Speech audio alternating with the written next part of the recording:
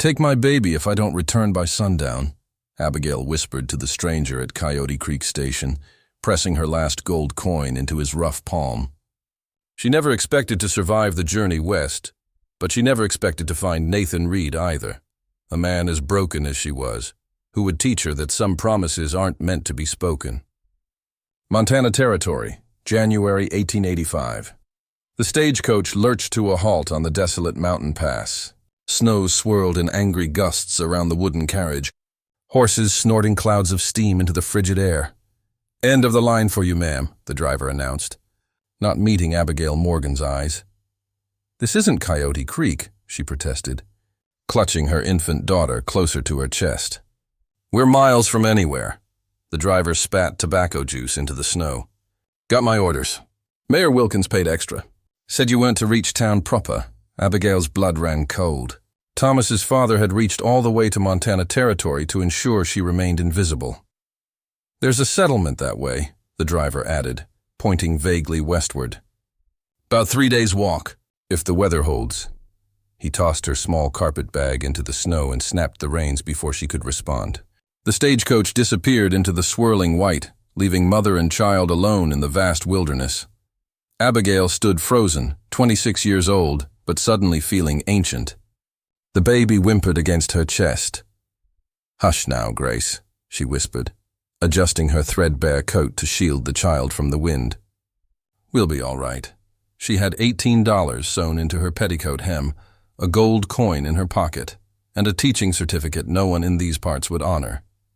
She'd come west because there was nowhere else to go, a schoolteacher ruined by the mayor's son, carrying his child, her reputation in tatters. Now she was here, and here was nowhere. One step at a time, she told herself, and began walking westward, each footfall a prayer. 3 days later, the snow fell like God's own silence, thick, heavy, unforgiving. Clouds hung low over the valley of Coyote Creek, a place forgotten by progress, but not by pain.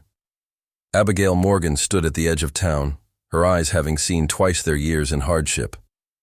Her coat offered little protection against the brutal cold. In her arms, Grace slept fitfully, wrapped in the last clean blanket Abigail owned. 3 days of walking through mountain passes had left her exhausted. Her lips were cracked from cold, her feet blistered and raw inside boots never meant for such journeys. The town's single street stretched before her. Buildings hunched against the wind, a general store, saloon, blacksmith, and scattered homes with smoke curling from their chimneys. Warmth she couldn't reach, comfort she couldn't afford. She thought of the teaching position she'd been promised in Helena, the one that vanished when her connection to the Wilkins family became known. The letter rescinding the offer had been polite but firm. "A woman of questionable character cannot be entrusted with the education of our children." Sheriff Davis spotted her first. He approached slowly, hand instinctively resting on his holster. His face was weathered like old saddle leather, eyes narrowed against the wind. "Ma'am, you lost?" Abigail's voice cracked when she spoke. "I'm looking for work. Any kind." The sheriff's eyes softened slightly as he noticed the bundle. "You got family here?" "No, sir. Just hoping." His face told her everything. "No work for a woman alone, especially not one with a child. Especially not in winter. Might be the hotel needs help with laundry," he offered, though his tone suggested otherwise. "But until then, let me buy you a meal at least." She accepted with the pride of someone who'd learned hunger trumps dignity. Inside the saloon, men turned to stare. A woman was rare enough in these parts. A young, pretty one with a baby was an event. She kept her eyes down, focused on feeding small spoonfuls of soup to her now-awake daughter. The whispers began. The glances. The judgment. "Whose woman you reckon she is? No ring? Probably some miner's leavings. Pretty, though. Shame." Abigail had heard it all before. The words changed, but the tone remained the same. People deciding who she was without knowing her story. Then the doors swung open. The cold rushed in, followed by a man. Nathan Reed stood 6'3", broad-shouldered, with a face weathered by sun and sorrow. His beard was neatly trimmed, his clothes worn but clean. He nodded to the barkeep and took a seat at the far corner, eyes never landing on the woman and child. "Who's that?" Abigail asked the sheriff quietly. Sheriff Davis lowered his voice. There's the cattle station east of town. Reed runs it alone since his wife and son. He paused. They're gone 3 years now. Fever took them both in a week. Abigail glanced at the silent man, noting the careful way he held his coffee cup. The gentle precision of his movements. Does he hire help? She whispered. The sheriff's laugh held no humor. Nathan Reed doesn't speak more than 5 words a month. Keeps to himself. But he's fair, honest. Maybe that's enough, she murmured. The sheriff raised an eyebrow. Wouldn't recommend it, ma'am. Man's half ghost himself. Plus his place is remote. 5 miles east, up in the foothills. Grace began to fuss, her tiny face scrunching up with discomfort. Abigail quickly hushed her, rocking gently, aware of the irritated glances from the men trying to enjoy their whiskey. Time to move on, the bartender said, not unkindly. Can't have a baby in here after sundown. Rules. Abigail nodded, gathering her few belongings. The night was coming, and with it the deadly cold. Hotel's full up, the sheriff said, looking genuinely regretful. Church might let you sleep in the back room tonight. She thanked him and stepped outside. The cold hit her like a slap. Grace wailed against her chest, hungry again already. The soup had been their first real meal in 2 days. Abigail looked down the darkening street. The church windows were dark. The general store was closing. Across the way, she saw Nathan Reed mounting his horse, preparing to ride back to his ranch. In that moment, desperation overcame pride. That night, with nowhere else to go, Abigail found herself on the porch of Reed's modest ranch house, Grace bundled tight against her chest. The walk had taken over an hour in the snow, each step a prayer that the lights she saw in the distance wouldn't disappear like so many other hopes had before. She knocked once, prepared for rejection. The door opened. Nathan's eyes met hers, then dropped to the child. Surprise flickered across his face, quickly replaced by wariness. Please, Abigail said, voice steady despite her fear. I can cook, clean, mend, anything you need. We won't be trouble. Nathan's gaze held no cruelty, but no warmth either, just emptiness. He looked at her for what felt like eternity, taking in her snow-covered shoulders, the desperate hope in her eyes, the child whimpering against her. There's a room, he said finally, stepping aside. In the back. Those 4 words changed everything. The house was simple but solid. A main room with a hearth and kitchen, a front bedroom she assumed was his, and the back room he offered, small, with a narrow bed and a chest for storage. It had been a child's room once. She could tell from the carved animals that still adorned the bedposts. I'll be gone at first light, Nathan said, his words careful and measured like he was counting them out. Back at dusk, Abigail nodded. Will be no bother, I promise. He gave a single nod and retreated to his room without another word. That night, lying in the bed of a child who was no longer there, Abigail held Grace close and whispered a prayer of gratitude. Outside, the wind howled like a wounded animal, but they were warm, they were safe, and for tonight at least, they had shelter. It was more than she'd had in months.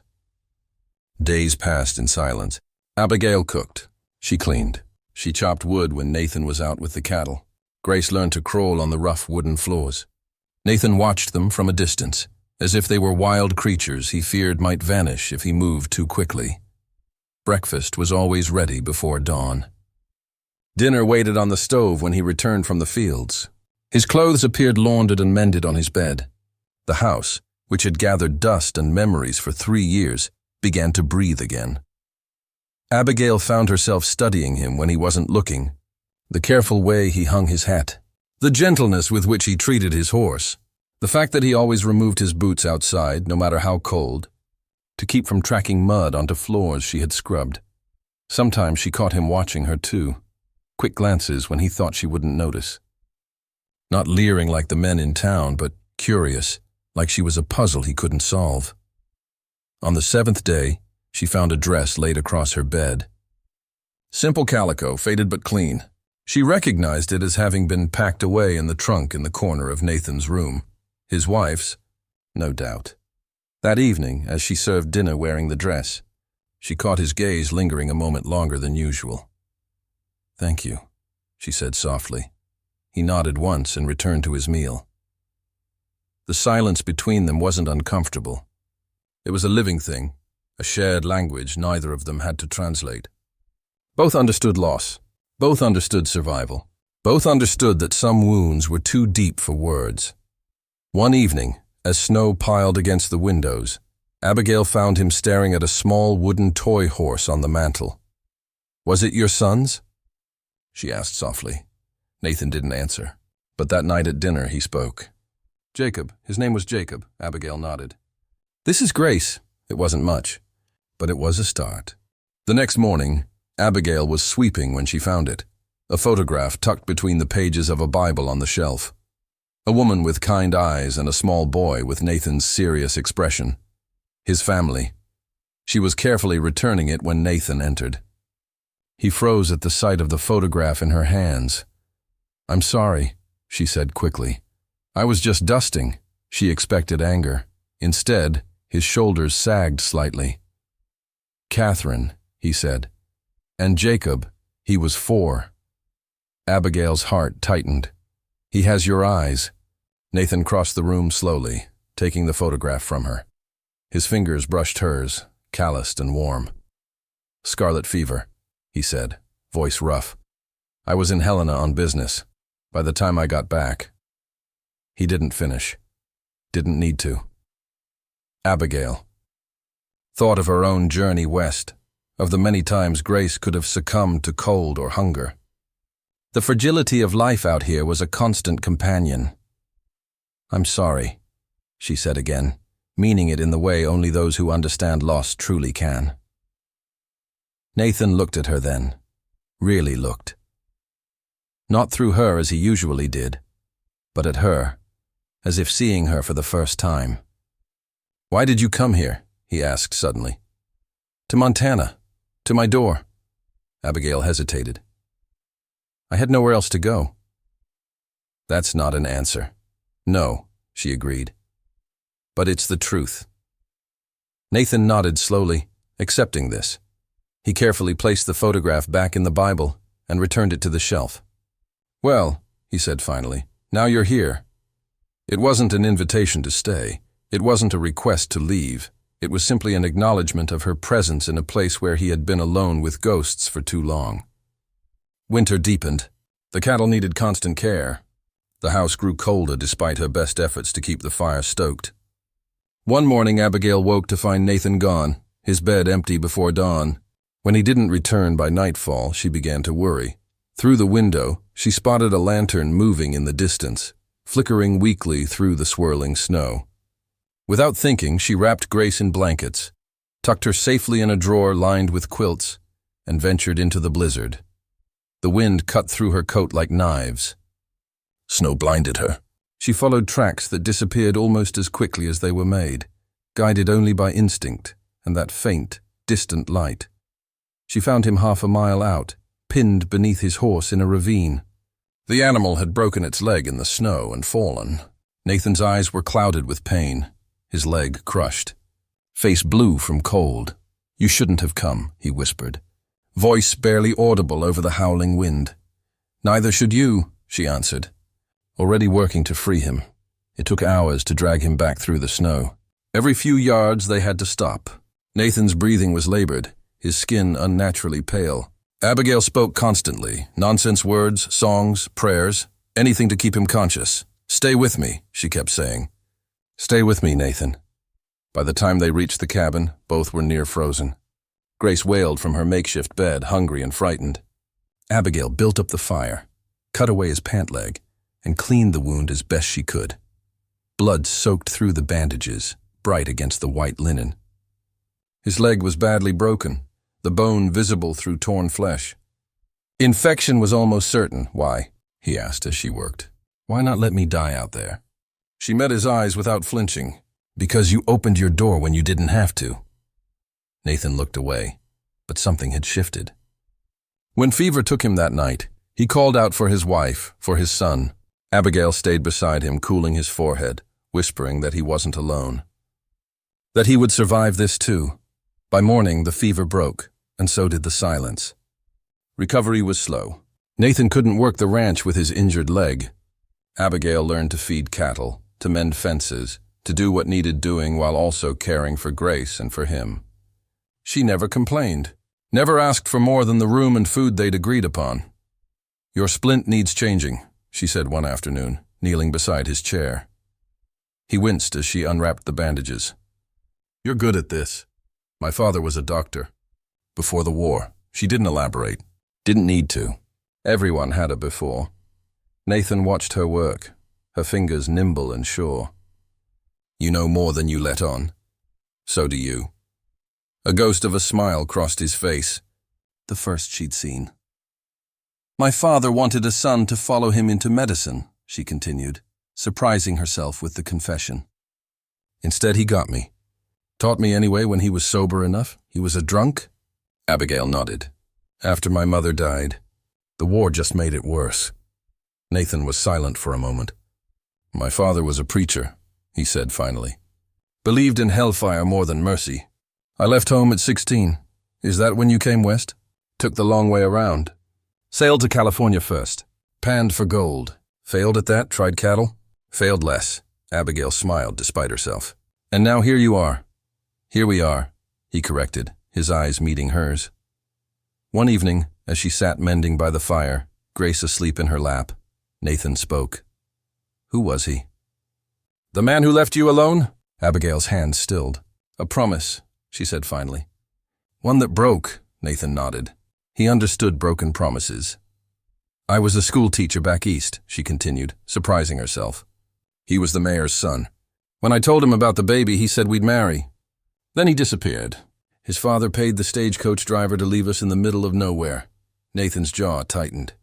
"Some men don't deserve the air they breathe, and some deserve more than life gives them," she replied, eyes meeting his. In the quiet that followed, something unspoken passed between them. Recognition of shared wounds, of survival against odds, of finding unexpected shelter in another's broken places. That night, Abigail woke to screams. Not Grace's familiar cries, but a man's hoarse shouts. She rushed to Nathan's room to find him thrashing in his bed, eyes open but unseeing. "Jacob!" he cried. "Catherine!" "Nathan," she called softly, approaching the bed. "Nathan, it's a dream. You're safe." When she touched his shoulder, his hand shot out, grabbing her wrist. For a moment, terror seized her.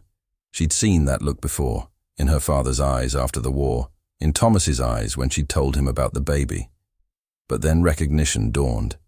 Nathan released her immediately, shame replacing fear. "I'm sorry," he muttered, pulling away.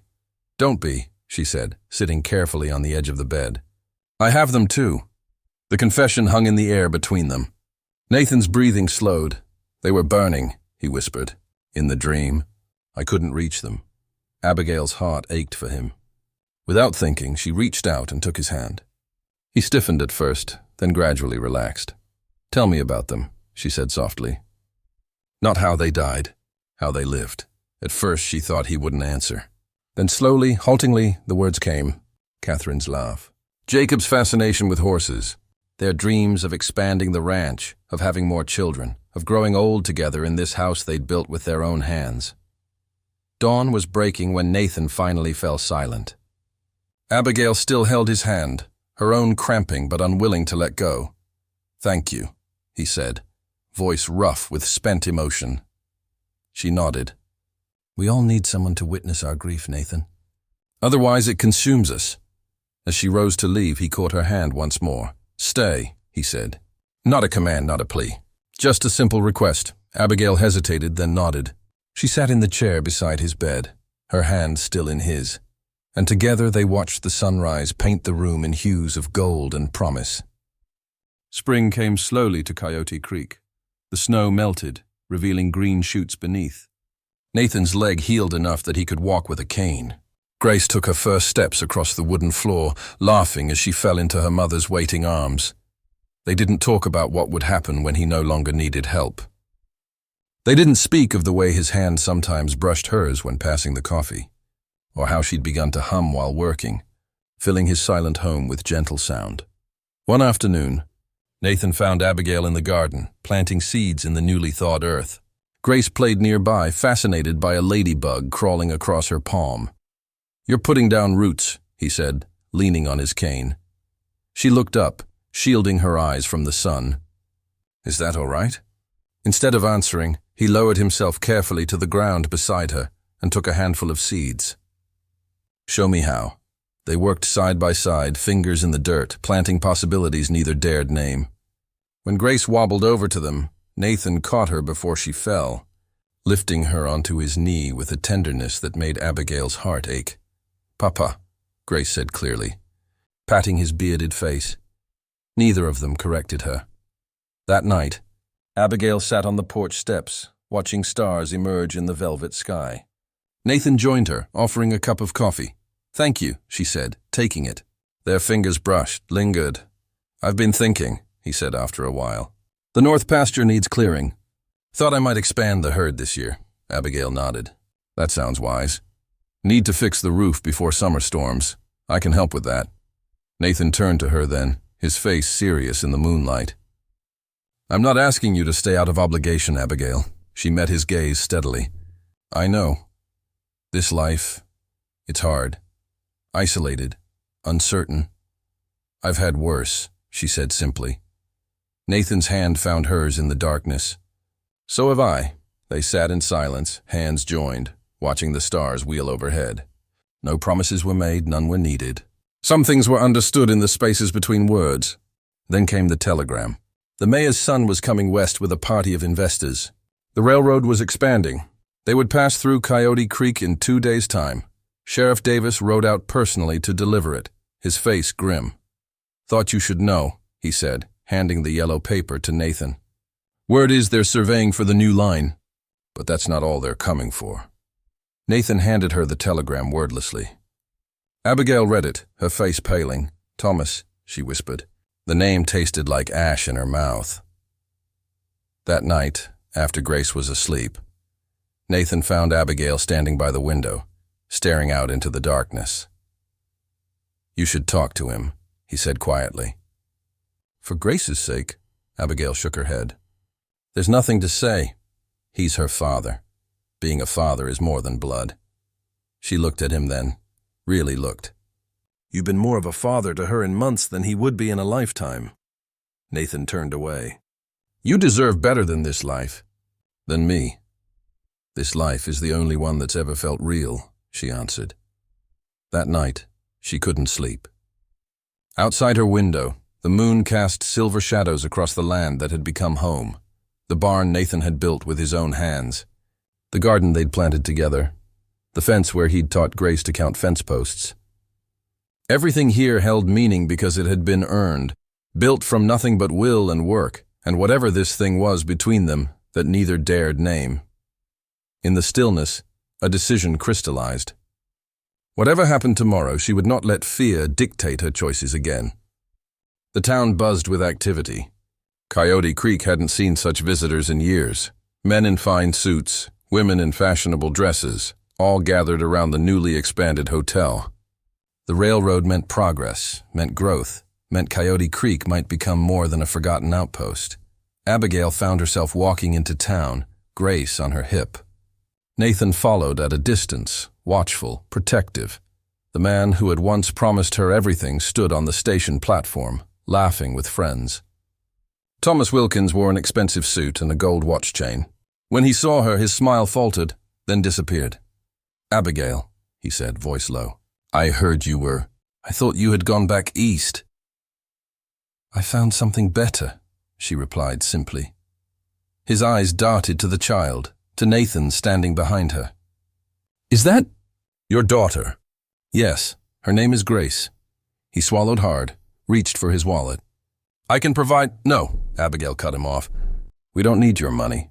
I just wanted you to see her face, to know what you walked away from." Thomas looked past her to Nathan. "And him? What's he to you?" Abigail turned to the quiet rancher who had saved them both.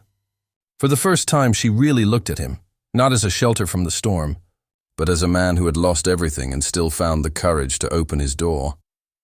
"He's the promise you couldn't keep," she said. The words hung in the air between them, true and cutting. Thomas flushed red, embarrassment turning quickly to anger. "You think he wants you? A woman with another man's child? His voice rose, drawing attention from others on the platform. He's just using you for cheap labor. Nathan stepped forward then, his presence suddenly filling the space. That's enough, he said. Voice low but carrying. Oh, the silent rancher speaks, Thomas sneered. Tell me, do you enjoy my leavings? Nathan's fist connected with Thomas's jaw before anyone could react. Thomas sprawled backward onto the platform, blood trickling from his lip. Nathan! Abigail gasped. For a moment, everything froze. The investors staring, the townspeople watching, Thomas sprawled on the wooden planks. Then Nathan turned to Abigail, his eyes clear and certain. Let's go home, he said simply. As they walked away, Thomas called after them. This isn't over, Abigail. That child is mine by law. Nathan didn't turn back. Neither did she. That evening back at the ranch, Nathan sat on the porch steps watching the sunset. Abigail joined him, Grace asleep inside. You could have gone with him, Nathan said quietly. He has money, connections. Abigail shook her head. Some things matter more. Nathan turned to her. What happens now? She smiled, taking his weathered hand in hers. We keep our promises. He didn't speak. But this time the silence between them wasn't empty. It was full of everything that needed no words. The sun slipped behind the mountains, painting the sky in amber and gold. Nathan's arm slid around her shoulders, and Abigail leaned into him, feeling for the first time in years that she was exactly where she belonged. I should fix the fence on the north pasture tomorrow, he said after a while. I'll help, she replied. It wasn't poetry. It wasn't grand declarations, but it was a future built word by word, day by day. A promise not spoken but lived. 3 days later, the sheriff rode up to the ranch, dust trailing behind him. Abigail watched from the window, her heart sinking. Nathan met him in the yard. Their conversation was brief. When Nathan returned to the house, his face was grim. He's filed for custody, he said simply. Says he can provide a better life.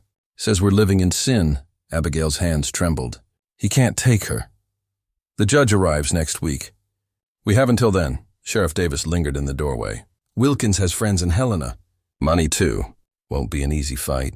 I won't let him take her, Abigail said, steel in her voice. After the sheriff left, Nathan paced the floor, his limp more pronounced with worry.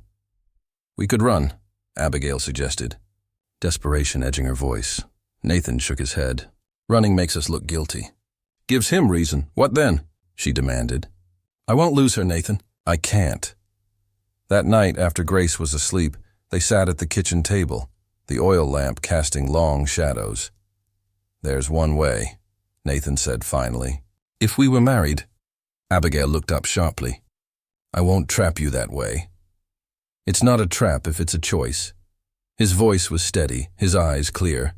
I lost a family once. I won't stand by and watch you lose yours. Is that the only reason? She asked quietly. Nathan reached across the table, taking her hand in his. You know it's not. I need to hear you say it, she whispered. Nathan stood, moved around the table and knelt before her despite his injured leg. He took both her hands in his eyes never leaving hers. I love you, Abigail Morgan. Not because you needed shelter or because I needed help. I love you because you saw my pain and didn't turn away. Because you brought life back into a house that had forgotten how to breathe. Tears welled in Abigail's eyes. I love you too. I think I have since that first night when you opened your door instead of turning us away. Nathan's kiss was gentle, tentative, a question more than a demand. Abigail answered with her heart, her arms encircling him, pulling him close. They were broken things, both of them. But perhaps together they could be whole again. The next morning they rode into town together. The church was empty save for Sheriff Davis and his wife as witnesses. The ceremony was brief, the words ancient and binding. No flowers, no music, just two people choosing each other against all odds.